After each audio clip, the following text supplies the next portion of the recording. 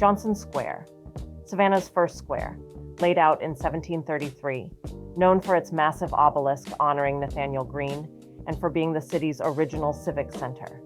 Johnson Square was the heart of Oglethorpe's original city plan, the place where Savannah truly began.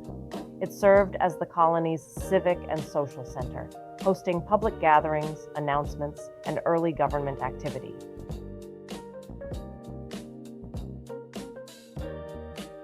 Johnson Square was the site of early public readings, including the Declaration of Independence. The square originally had a water pump that served as a vital resource for residents. It's the only square with 2 fountains, added during later beautification efforts.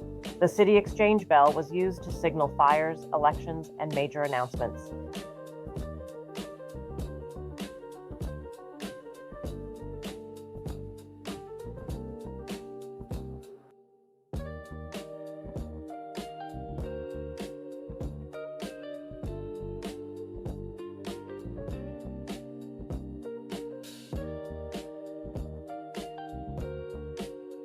Wright Square, one of the oldest and the most controversial. It once held the grave of Yamacraw leader Tomochichi before it was moved to make room for a monument. The Yamacraw chief helped James Oglethorpe peacefully establish Savannah. He was a diplomat, mediator, and essential ally in the colony's founding. Wright Square was once called Courthouse Square because of the early government buildings surrounding it. The square's layout is slightly more open than others, giving it a grander, more civic feel. Tomochichi's monument is one of the only Native American memorials in any of Savannah's squares. The square is a favorite stop for ghost tours due to its age and the stories tied to the courthouse.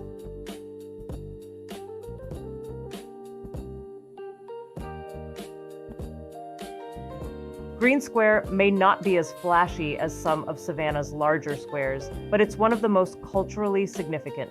It sits at the heart of what was once a thriving, free Black community in the 19th century, a neighborhood filled with churches, schools, and homes that shaped Savannah's African American heritage.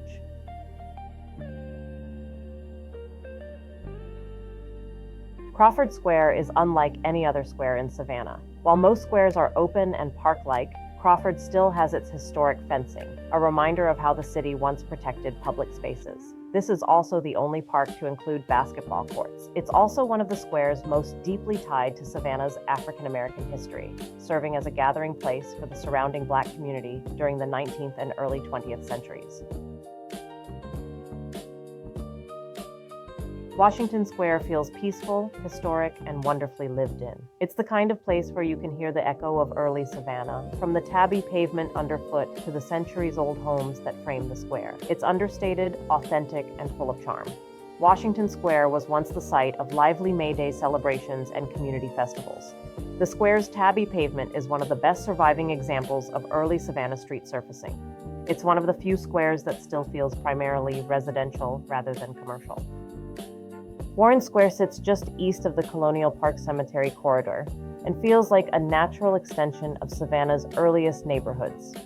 It's one of the quieter squares, but its history ties directly to the Revolutionary War and the city's early expansion beyond the original wards. Taylor Square, or sometimes known as Calhoun Square, is one of the last squares laid out in Savannah's historic district and has one of the most complex histories. It sits in a neighborhood deeply tied to Savannah's African American heritage, including both free and enslaved communities. It's also one of the few squares that remained fully intact. No demolitions, no major redesigns.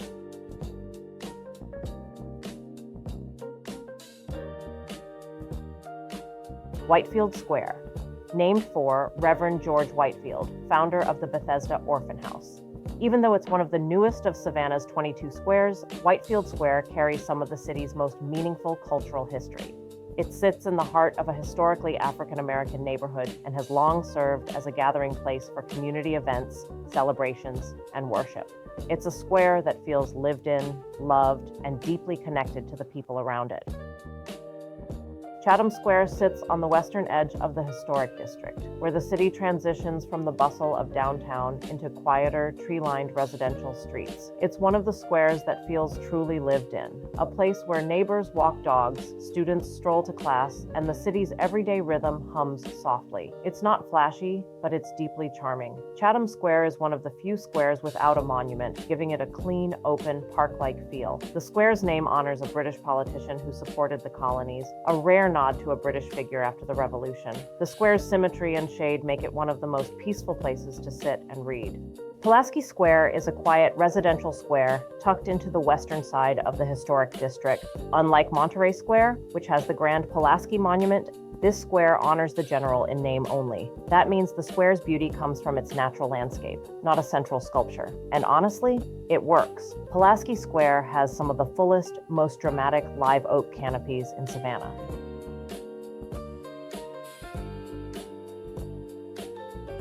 Reynolds Square sits at the heart of Savannah's original colonial layout. It's one of the earliest squares and one of the few that still feels like a direct link to the city's founding era.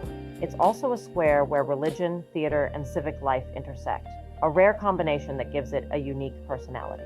Reynolds Square is one of the few squares with a monument dedicated to a religious figure. The square's original name was Lower New Square, before being renamed for Governor Reynolds. The old pink house was once the home of James Habersham Jr., a key figure in Georgia's colonial government. The square's layout and surrounding streets make it a favorite for walking tours and evening strolls. The Lucas Theater was saved from demolition in the 1980s, thanks to a massive community effort, including support from celebrities like Kevin Spacey and Clint Eastwood. Monterey Square is the kind of place that stops people in their tracks. It's perfectly proportioned, framed by some of the city's most stunning architecture, and anchored by one of Savannah's most impressive monuments. It's the square that feels like Savannah at its absolute best, refined, historic, and visually flawless. Monterey Square is often called the most intact of all the squares. Nearly every surrounding building is historically significant. The square's name honors a U.S. victory in the Mexican-American War, even though Savannah had no direct connection to the battle. The Pulaski Monument was originally planned for Pulaski Square, but the design outgrew the space. The square's symmetry and architecture make it a favorite for photographers, filmmakers, and wedding planners. Franklin Square sits at the western gateway to the historic district, right where the city transitions into the bustling city market corridor. It's one of the squares that has seen the most change, from early industry to transportation hubs to modern revitalization. It's also one of the squares most closely tied to Savannah's Black community, especially through the legacy of the First African Baptist Church.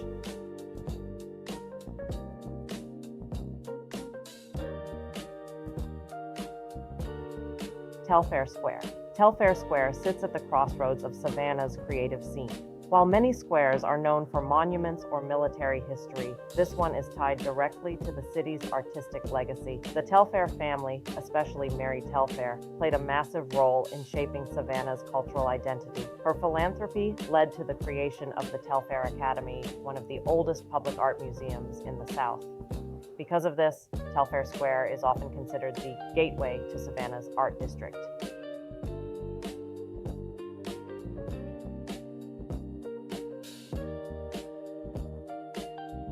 Oglethorpe Square, named for the city's founder, a quiet, elegant square surrounded by historic homes and the Owens Thomas House. Oglethorpe Square honors the man who designed Savannah's iconic city plan, the grid of wards, trust lots, and squares that still defines the city today. This square sits right in the heart of the historic district and feels like a calm, elegant tribute to the city's origins. It's not the busiest square, but it's one of the most meaningful. Lafayette Square sits in the heart of Savannah's Church District, where soaring steeples and historic sanctuaries frame the skyline. It's one of the most elegant squares in the city, a perfect blend of spirituality, architecture, and civic pride. It's also a square that honors the deep connection between Savannah and France thanks to its namesake, the Marquis de Lafayette, who visited the city in 1825 to great fanfare. Lafayette Square is one of the few squares named for a foreign figure, a testament to Savannah's Revolutionary War ties. Madison Square is one of the squares where you can feel the 19th century in the air. It's also a square that honors military sacrifice, making it both beautiful and deeply meaningful. The square's name honors President Madison, but the monument honors Sergeant Jasper, a unique pairing of national and local heroism. The square's layout and architecture make it a favorite for nighttime ghost tours and daytime history walks alike. Ellis Square, once demolished for a parking garage, now fully restored. It's one of the liveliest squares today, right next to City Market. Ellis Square originally served as Savannah's market square, buzzing with vendors, livestock, and early commerce. It was the beating heart of daily life.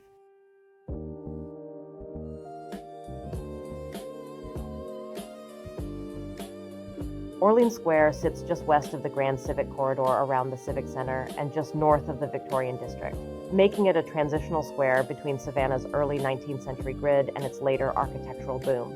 It's one of the squares that feels truly residential, with a soft, welcoming atmosphere and a layout that invites you to slow down.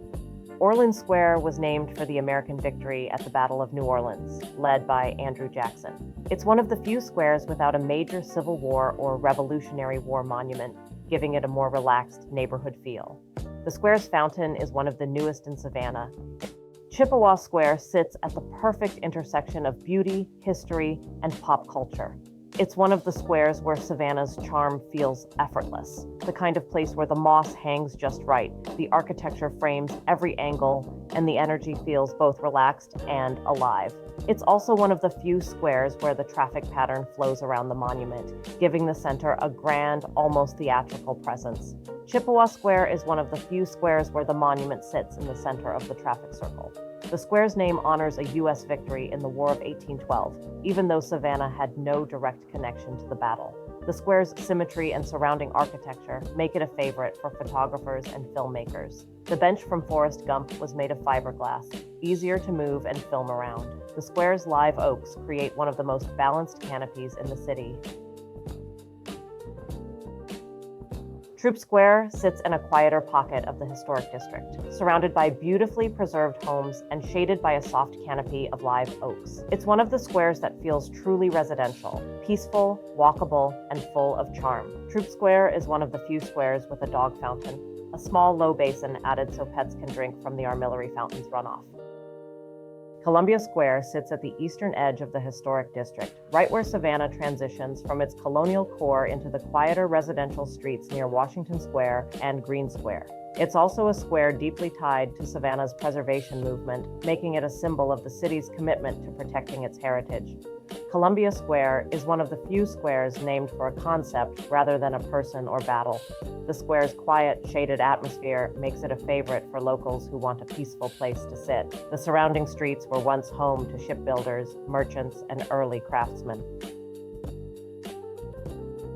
Savannah's 22 squares aren't just parks or pretty pockets of green. They're the heartbeat of the city, each one holding a chapter of the story that shaped this place. Walk them all, and you don't just see Savannah, you feel it. From the colonial roots of Oglethorpe's plan to the quiet elegance of the Victorian edges, the squares trace nearly 300 years of triumph, struggle, artistry, and community. Some squares honor heroes, some honor battles, some honor ideas, and some simply honor the people who lived, worked, worshipped, and dreamed here.